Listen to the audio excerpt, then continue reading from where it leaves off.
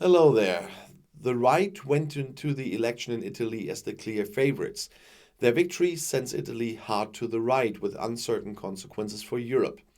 The final results are not yet in when I had to film, but the projections are very clear. And according to those projections, an alliance around the far-right party Fratelli d'Italia, which means Brothers of Italy, won the election in Italy. According to the first published data, the alliance, which also includes the right-wing populist Lega and the conservative Forza Italia, should achieve an absolute majority of seats in both the Senate and the House of Representatives. As leader of the strongest party, Giorgia Meloni could lead the future government as Italy's first female prime minister. The Social Democrats, who have been co-governing up to now, have recognized the victory of the right-wing camp and announced that they want to go into the opposition. The Italians sent a clear signal to the ballot box, Meloni said early Monday morning in Rome. She spoke of a night of pride and a night of redemption.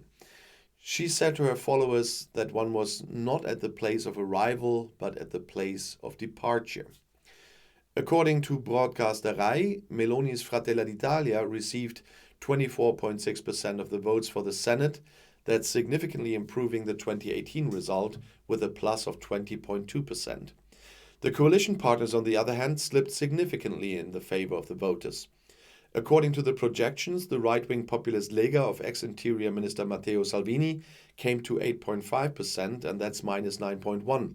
The conservative Forza Italia of longtime Prime Minister Silvio Berlusconi came up 8%, and that's minus 6.4%.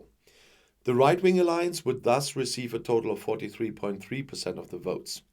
The center-left alliance of the Partito Democratico and the Five Star Movement would therefore come to 25.4%.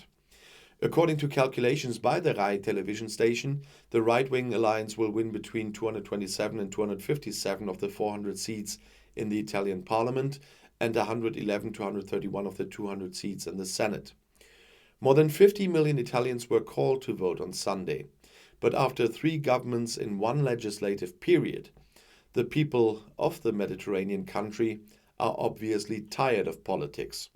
Voter turnout has never been so low in the post-war period. Less than 2/3 exercised their right to vote. According to the evaluation, the inflow this year was particularly weak in the south of the country, in the regions of Calabria, Apulia, Campania, and Basilicata, as well as on the islands of Sicily and Sardinia, at times well below 40%. After the fall of the Draghi government, many citizens are frustrated and do not feel represented by any party. There was no question of unity among the political rivals of the left and center parties during the election campaign either. The Social Democrats drew their own conclusions from this. The leader of the PD parliamentary group in the House of Representatives, which is Deborah Serracchiani, announced that the party would go into opposition. It was a sad evening for the country, she said. And according to LA7 projections, the electoral alliance of the Social Democrats with left-wing parties and the Greens can only count on 35 to 50 seats in the Senate.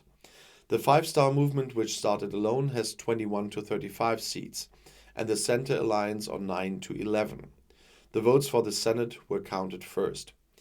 The Fratelli d'Italia were recently able to benefit from their role as the only significant opposition to the multi-party government led by the internationally highly respected Mario Draghi. In 2018, they had reached just over 4%. Now they have more votes than the Lega of ex-Interior Minister Matteo Salvini and the Forza Italia of former Prime Minister Silvio Berlusconi. The Meloni party represents nationalist, EU-critical and sometimes racist positions.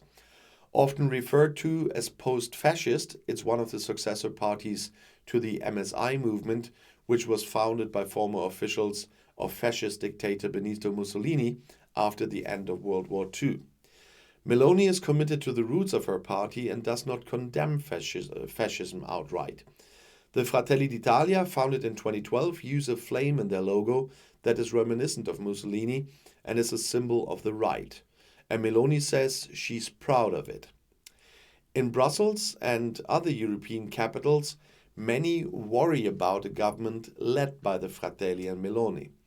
Politicians from the German right-wing extremist AfD, the right-wing National Rassemblement National from France, and the Polish PiS congratulated Meloni on her victory.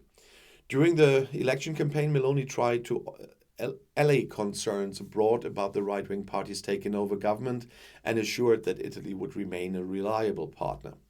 She also rejected the fact that an election victory for the Fratelli could lead to an authoritarian turn or Italy's exit from the European Union and the common currency, the euro. Meloni always emphasizes her support for Ukraine, which is under attack from Russia, and she is considered to be pro-Western and pro-NATO on foreign policy. However, she is also known for her criticism of the institutions in Brussels. And her ally, Lega boss Salvini, also publicly doubts the effectiveness of the sanctions against Russia, making the EU jointly responsible for the dramatic increase in energy costs. According to plan, a new parliament should not have been elected in Italy until the beginning of 2023. However, the Five-Star Movement voted no confidence in Draghi on a proposed law in July, prompting him to resign. However, Draghi will remain in office until a new government is sworn in, which can take several weeks. And I'll see you in my next video. I'll be back.